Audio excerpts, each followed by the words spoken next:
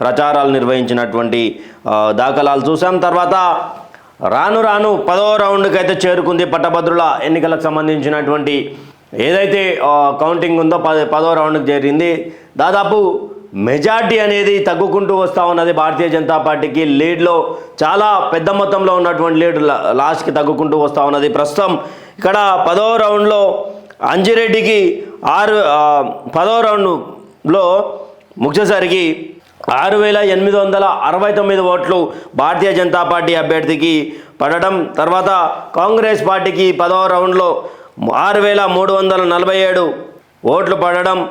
తర్వాత ప్రసన్న హరికృష్ణ 5,952 ఓట్లు పడడం. మరి అదేవిధంగా అంటే వీళ్ళ టోటల్ ఓట్ బ్యాంక్ ఎంత అంటే వీళ్ళకి పడినటువంటి ఓట్లు భారతీయ జనతా పార్టీకి 70,740 ఓట్లు పడ్డాయి. తర్వాత నరేందర్ రెడ్డికి 66,178 ఓట్లు కాంగ్రెస్కి పడ్డాయి. Prasanna Harikrishna BSP plus BC వాదంతో ఉన్నటువంటి అభ్యర్థి, బీఆర్ఎస్ సపోర్ట్ చేస్తున్నటువంటి అభ్యర్థి 56,946. రాను బీజేపీ లీడ్ అనేది 4,540 ఓట్లకు పరిమితమైంది 10వ రౌండ్ పూర్తయ్యేసరికి. మరి ఈ లీడ్ కొనసాగుతుందా లేకపోతే కాంగ్రెస్ కానీ బీఎస్పీ కానీ కొంచెం ముందలకి పోయే అవకాశం ఉందా అనేది కూడా తెలియాల్సినటువంటి పరిస్థితి ఉంది. ఎందుకంటే గత రౌండ్లలో పూర్తి స్థాయిలో పూర్తి మెజార్టీ ఆధిక్యాన్ని చూపించినటువంటి భారతీయ జనతా పార్టీ రౌండ్కు తగ్గుకుంటూ వస్తూ ఉంది. కాంగ్రెస్ పార్టీకి పెరుగుతూ వస్తూ ఉన్నాయి.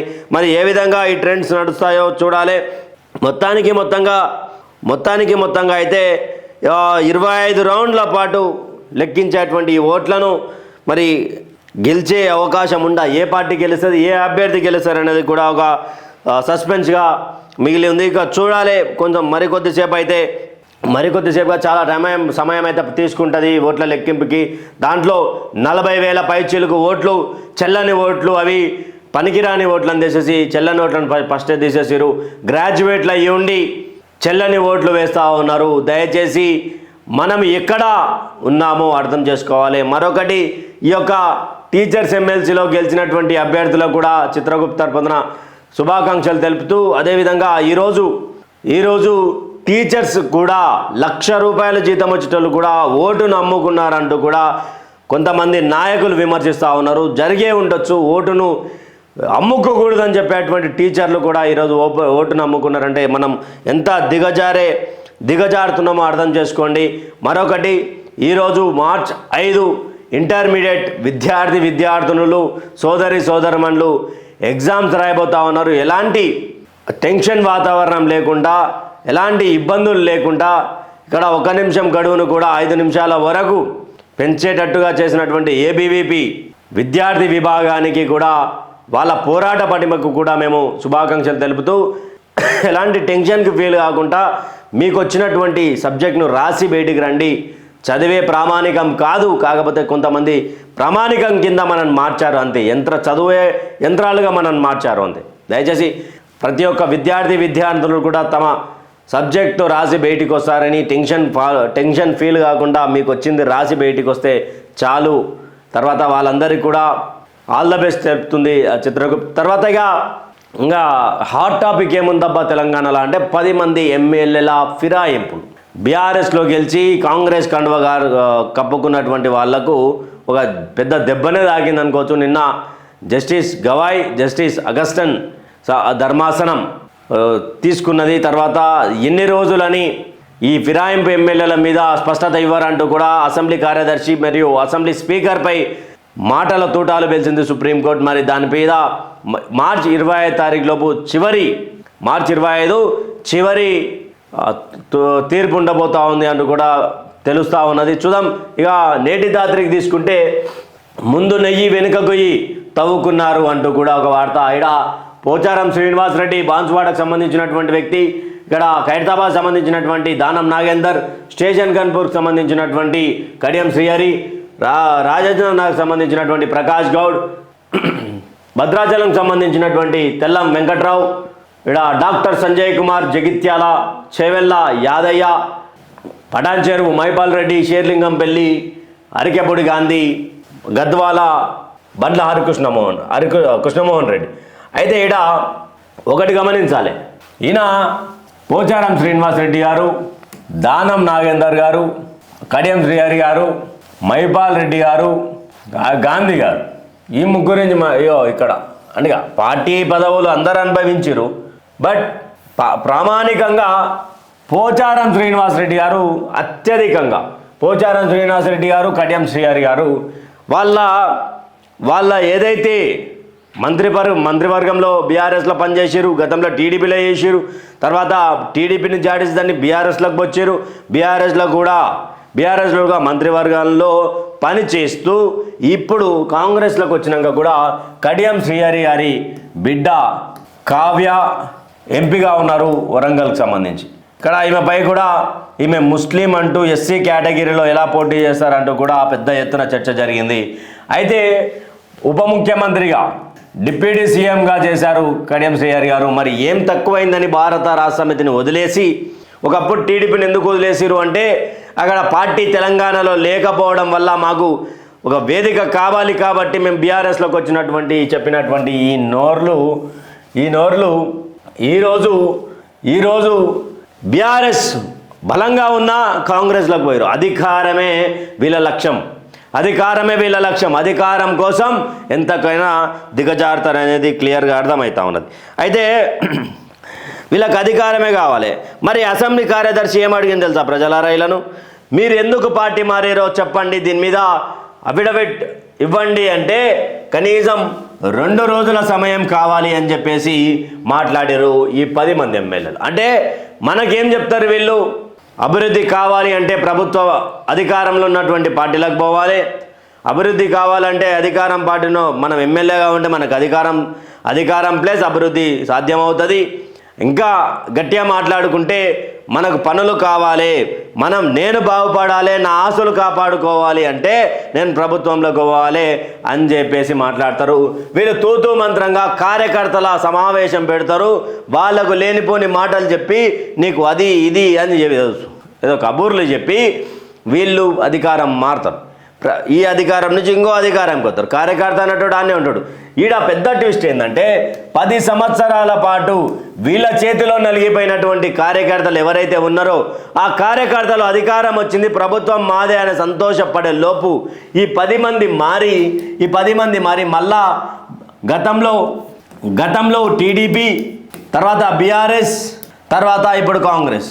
ఈడ 3 కార్యకర్తలు ఎవరు, టీడీపీ నుంచి వచ్చినటువంటి కార్యకర్తలు బీఆర్ఎస్కి వచ్చారు, బీఆర్ఎస్ నుంచి ఇక్కడ వచ్చారు. మరి 10 సంవత్సరాల కాలం పాటు కష్టపడ్డటువంటి కాంగ్రెస్ కార్యకర్త పరిస్థితి ఏంది? ఇక్కడ జగిత్యాలకు సంబంధించినటువంటి సంజయ్ కుమార్ విషయంలో జీవన్ రెడ్డి అదే పోరాటం చేస్తూ ఉన్నాడు. సీనియర్ నాయకుడు ఆయన 10 సంవత్సరాల పాటు మమ్మల్ని ఇబ్బంది పెట్టినటువంటి సంజయ్ కుమార్ ఈరోజు నా కార్యకర్తలు మళ్ళీ ఇబ్బంది పెడతా ఉన్నాడు. ఏ విధంగా మీరు అధికారంలో ఉన్నటువంటి పార్టీలోకి ఈ ప్రతిపక్ష పార్టీల ఎమ్మెల్యేలను తీసుకొస్తారని చెప్పేసి ప్రధానంగా సంజయ్ కుమార్పై కూడా గతంలో అక్కడే జగిత్యాల నుంచి పోటీ చేసినటువంటి మున్సిపల్ చైర్మన్ అలియాస్ శోభక్క గారు కూడా భారతీయ జనతా పార్టీ నుంచి పోటీ చేశారు. ఆమె కూడా సంజయ్పై విస్తృతంగా ఆరోపణలు వచ్చినాయి. అయినా కానీ కాంగ్రెస్ పార్టీ ఇవన్నీ పట్టించుకోకుండా, కార్యకర్తలను పట్టించుకోకుండా 10 సంవత్సరాల పాటు ఎన్ని కష్టాలు వచ్చినా కూడా తమను ధైర్యం చెప్పుకుంటూ నీతి నిజాయితీగా పార్టీ కోసం పనిచేస్తే ఈరోజు రాజ్యం ఎవరు వెళ్తున్నారయ్యా నియోజకవర్గంలో అంటే గతంలో టీడీపీ పార్టీ నుంచి బీఆర్ఎస్కి వచ్చిన వాళ్ళు, ఇప్పుడు బీఆర్ఎస్ నుంచి కాంగ్రెస్కి వచ్చిన వాళ్ళు రాజ్యం వెళ్తున్నారు తప్ప ఇప్పుడు నిజమైనటువంటి కాంగ్రెస్ కార్యకర్త బలంగా లేడు, బలహీనతతోనే ఉన్నాడు. ప్రభుత్వం ఏదైనా మా బతుకులు ఇంతే అంటూ మారిపోతా ఉన్నాం. మొత్తంకి పోచారం శ్రీనివాసరెడ్డి గారి గురించి మాట్లాడితే, పోచారం శ్రీనివాసరెడ్డి గారు ఈయన ఎన్నో పోర్ట్ఫోలియోలు చేసిండు. ఆ పోర్ట్ఫోలియోలో దాదాపు చాలా ఏజ్డ్ పర్సన్ అయినా కానీ ఆయన అధికారం కోసం పార్టీ మారిండు. అంటే ఇక్కడ పార్టీ మారంది ఎవరు? వీళ్ళంతా బాగానే ఉన్నారు, వీళ్ళంతా ఓకే, కానీ కార్యకర్త అనేటోడు ఏంది పరిస్థితి? కార్యకర్త పరిస్థితి ఏంది? కార్యకర్త అనేటోడు ఎలా ఉండాలి? కార్యకర్త అనేటోని అసలు సందర్భం ఏంది? వాడు ఎలా బతకాలి? వాడు 10 సంవత్సరాలు జైల్లో పాలయ్యిండు, 10 సంవత్సరాలు దెబ్బలు తిన్నాడు, 10 సంవత్సరాలు బీఆర్ఎస్ చేతుల అణచివేయబడ్డాడు. అలాంటి కార్యకర్తలకు మనోధైర్యం ఇవ్వాల్సినటువంటి కాంగ్రెస్ పార్టీ ఈరోజు వీళ్ళని తీసుకొచ్చి నెత్తినెక్కించుకుంటే ఇక వీళ్ళకి ఇబ్బంది మారింది. అయితే ఇక ముందు నొయ్యి వెనుక గొయ్య తవ్వుకున్నారంటూ కూడా ఒక రాసుకొచ్చారు. 10 ఏళ్ల పాటు కాంగ్రెస్ పార్టీ నాయకులు వేధించింది వీళ్ళే. అదే చెప్తా ఉన్నాం మనం. 10 ఏళ్ల పాటు కాంగ్రెస్ పార్టీని వేధించింది వీళ్ళే. పార్టీ మారి కాంగ్రెస్లో ఇమడలేకపోతున్నారు. సముద్రంలో కలిసి ప్రయాణం చేయలేకపోతున్నారు. మేము వస్తాం, తలుపులు తీస్తారా అని వేడుకుంటున్నారు. క్షమించి మమ్మల్ని రమ్మంటారా? వెళ్ళి తప్పు చేశాం, క్షమించలేరా? రమ్మంటే పరిగెత్తుకొస్తాం. మేము ఎక్కడ నెగలలేకపోతున్నాం. కాంగ్రెస్ నేతలతో కలవలేకపోతున్నాం. ఎంత చొచ్చుకొని వెళ్ళినా ఆదరించడం లేదు. ఎమ్మెల్యే అనే అభిమానం కనిపించడం లేదు. మమ్మల్ని హక్కున చేసుకోవడం లేదు. ప్రజల ముందు చులకనయ్యాం. అయితే ఇక పార్టీ మారాం, మాకు ఏమంటారు దాన్ని, మమ్మల్ని ఆదరించడం మానేశారు కాంగ్రెస్ పార్టీలో. మీ తలుపులు తెరిస్తే మేము 10 మంది వస్తాం అంటూ కూడా వేడుకుంటున్నటువంటి పరిస్థితి ఈరోజు. సముద్రంలో బాయిలో ఈత కొట్టవచ్చు, చెరువులు ఈత కొట్టవచ్చు, వాగులు ఈత కొట్టవచ్చు, కానీ సముద్రంలో ఈత కొట్టగలుగుతామా? ఎంతసేపు అని కొట్టగలుగుతాం? కొంతసేపే కొట్టగలుగుతాం. ఆ కొంతసేపు కొట్టాలి అంటే ఎంత అది ఉండొచ్చు. అయితే ఇక మేము ఎక్కడ నెగలలేకపోతున్నాం, వీళ్ళు మమ్మల్ని పట్టించుకుంటలేరు, దయచేసి మమ్మల్ని పార్టీలోకి తీయండి, క్షమించలేరా? క్షమించండి మమ్మల్ని అంటూ కూడా మాట్లాడుతూ ఉన్నారు. మరి ఆ మాటలకు అర్థం ఏంటి? పార్టీ ఇప్పుడు భారత రాష్ట్ర సమితి వీళ్ళని తీసుకుంటే వాళ్ళంతా మళ్ళీ భారత రాష్ట్ర సమితిని ఎవడు నమ్మడు. కరడు కట్టినటువంటి నాయకులు నమ్మరు, కరడు కట్టినటువంటి కార్యకర్తలు నమ్మరు. పారాషూట్లకే టికెట్లు ఇస్తారా అంటూ కూడా వీళ్ళ మీద ఫైర్ అయ్యే అవకాశం ఉంది. చెప్పగానే కేటీఆర్ డైరెక్ట్ చెప్పిండు, పార్టీని వదిలి వెళ్ళినటువంటి అధికారం కోల్పోగానే వదిలి వెళ్ళినటువంటి నాయకులను నేను తీసుకోను, రానివ్వను అని చెప్పిండు. మరి కేటీఆర్ అదే మాట మీద నిలబడతాడా? కేటీఆర్ నిలబడే అవకాశం ఉందా? ఇక ఇప్పటిదాకా ఉన్న అనుచరులకు లోక్ అవుతున్నాం, ప్రజల ముందు చులకనయ్యాం. ఎస్, మీరు ప్రజల ముందు చులకన హోడైంది నాకు అర్థమైతలేదు. మీరు ఎప్పుడో చులకనయ్యారు. ఇప్పటిదాకా ఉన్న అనుచరులు లోక్ అవుతున్నాం. కాంగ్రెస్ కార్యకర్తల్లో కనీసం మాట్లాడలేకపోతున్నాం. పార్టీ మారిన ఎమ్మెల్యేలు పడరాని పాటలు పడుతున్నారు.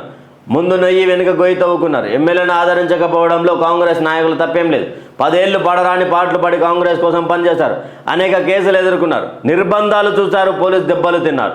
పార్టీ అధికారంలోకి వచ్చిన తర్వాత పెత్తనం లేక కాంగ్రెస్ నాయకులు సలసల కాగుతున్నారు. పార్టీ మారిన ఎమ్మెల్యేలకు సలాం కొట్టలేకపోతున్నారు. ఎస్, నిజమే, 10 ఏళ్ల పాటు పడరాని పాటలు పడ్డారు. ఏ పార్టీ కార్యకర్తనే అంతే. 10 సంవత్సరాలు 20 సంవత్సరాల అధికారంలోకి వచ్చిన తర్వాత ఎగ్జాంపుల్ ఢిల్లీ తీసుకుందాం. 27 సంవత్సరాల పాటు భారతీయ జనతా పార్టీ అధికారంలోకి రావాలని కరుడుగట్టినటువంటి సిద్ధాంతవాదులు, కాషాయవాదులు పోరాడి ఈసారి ఢిల్లీలో తెచ్చుకుంటే, ఇప్పుడు ఒక బై మిస్టేక్లో ఢిల్లీలో ఆమ్ ఆద్మీ పార్టీ ఎమ్మెల్యేలను తీసుకురనుకో, మళ్ళీ పెత్తనం ఏమైంది అవుతుంది? ఆమ్ ఆద్మీ ముందు అవుతుంది ఆ నియోజకవర్గంలో. మరి ఢిల్లీలో ఉన్నటువంటి ఆ కాషాయ కార్యకర్త పరిస్థితి ఏంది? ఎగ్జాంపుల్ చెప్తా ఉన్నా. కాషాయ పరిస్థితి మళ్ళీ 27 సంవత్సరాల కింద నుంచి ఎలా ఉందో అలానే ఉంటుంది. అందుకే దయచేసి పార్టీ ఫిరాయింపులను ప్రోత్సహించకండి. కార్యకర్తల మనోధైర్యాన్ని తుంగలో తొక్కకండి. కార్యకర్త అన్నట్టు లేకపోతే మీ అధికారాలు శాశ్వతం కాదు. ఒకడు 10 మందిని ప్రభావితం చేసినా మీకు పడే ఓట్లలో ఊరికి 10 మంది ప్రభావితం 10 మందిని చేస్తే 100 ఓట్లు. 100 ఓట్ల ఎఫెక్ట్ ఎంత ఉంటుందో తెలుసా? ప్రతి మా ఊరికి అందేసుకుంటే దాదాపు ఊరు మొత్తం దాదాపు 10-15 వేల ఓట్లు అవుతాయి. అవన్నీ ఎక్కడ పోతాయంటే అర్థం కానటువంటి పరిస్థితులు ఉంటారు మీరు. ఇక పూర్తి స్థాయిలో వీళ్ళకైతే ఇక కాంగ్రెస్ నాయకులు పాత బకాయిలు తెచ్చుకునే సమయంలో వచ్చి చేయించుకున్నారు. ఇది కాంగ్రెస్ నేతలకు సుధారం ఇష్టం లేదు. అప్పుడు అదే ఎమ్మెల్యే పెత్తనం మీద ఇప్పుడు అదే ఆధిపత్యం. కాంగ్రెస్ నేతలు జీర్ణించుకోలేకపోతున్నారు. ఎమ్మెల్యేలు అయినా సరే లెక్క చేయడం లేదు. ఓడిపోయిన కాంగ్రెస్ నాయకుల వెంటనే కార్యకర్తలు అంటున్నారు. పార్టీ మారిన ఎమ్మెల్యేలు ద్వితీయ శ్రేణి పౌరులు అయిపోయారు. కాంగ్రెస్ కార్యకర్తలు ఆదరించడంతో బిక్కుబిక్కుమంటున్నారు. రాజకీయంగా భవిష్యత్తు అంధకారం చేసుకున్నానని మదన పడుతున్నారు. అయితే ఇక్కడ కార్యకర్తలు ఏం చేస్తూ ఉన్నారు అంటే, ఓడిపోయినటువంటి వాళ్ళని నమ్ముకున్నట్టు వాళ్ళు ఎవరైతే నమ్ముకున్నారో ఆ నాయకుల్ని వెంటనే తిరుగుతూ ఉన్నారు. ఓడిపోయినా సరే నా నాయకుడు, నేను కాంగ్రెస్ సిద్ధాంతవాదిని, కాంగ్రెస్ పార్టీ కార్యకర్తను అని చెప్పి బలంగా చెప్పుకుంటూ ప్రజల్లో తిరుగుతూ ఆ ఓడిపోయినటువంటి నాయకులు ఎమ్మడే ఆ కార్యకర్తలు ఉంటున్నారు. ఎందుకంటే ఈరోజు వీళ్ళు ఉంటారు, వీళ్ళు ఎమ్మడి వత్తాసు వాళ్ళకి రేపు ఏ పార్టీలు ఉంటారో తెలియదు. గతంలో 23 మంది ఎమ్మెల్యేలు వాళ్ళే టీడీపీ నుంచి వచ్చినటువంటి వాళ్ళే. బీఆర్ఎస్ ప్రభుత్వం ఎక్కడదండి? టీడీపీ నుంచి వచ్చిన వాళ్ళు, కాంగ్రెస్ నుంచి వచ్చినటువంటి అభ్యర్థులను పెట్టి గెలిపించుకున్నారు. సపరేట్గా అభ్యర్థులు ఎక్కరు కొత్త వాళ్ళు ఎవరు లేకుండే, కొంతమందే ఉండే. బాల్క సుమన్ లాంటి వాళ్ళు, బాలరాజు లాంటి వాళ్ళు, ఇక గాదర్ కిషోరు, కొంతమంది ఉండే. 10 మంది 15 మంది దాకా ఉండే వాళ్ళ సొంత అభ్యర్థులు. ఇక్కడ మ్యాటర్ ఏంటంటే మొత్తంగా వీళ్ళకైతే ఉచ్చు బిగించుకున్నదని చెప్పొచ్చు. ఇక మరి వీళ్ళ మీద ఎలాంటి చర్యలు ఉండబోతాయి? కాంగ్రెస్ ఏం మాట్లాడుతుంది? గతంలో 23 మంది ఎమ్మెల్యేలను తీసుకున్నప్పుడు మీరు ఏం చేసిరు అని మాట్లాడతారు. మరి మీరేం చేసిరు? వీళ్ళు ఇంత స్పెషల్ ఫోకస్గా వీళ్ళు సుప్రీంకోర్టు చుట్టూ తిరుగుతున్నారు. బీఆర్ఎస్ వాళ్ళు చుట్టూ తిరుగుతున్నారు.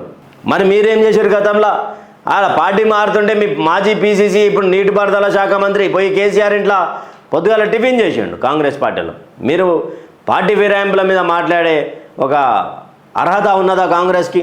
గతం గురించి మాట్లాడుతున్నారు. ఈరోజు అధికారంలో ఉన్నారు, మీరు ఫిరాయించుకుంటారు గతంలో అది జరిగింది ఇది జరిగిందని. కానీ మీకేమైనా అర్హత ఉన్నదా? మీరు ఏం చేశారు? 23 మంది వెళ్ళిపోయినప్పుడు ప్రతిపక్ష హోదా కూడా లేకుండా చేశారు కదా.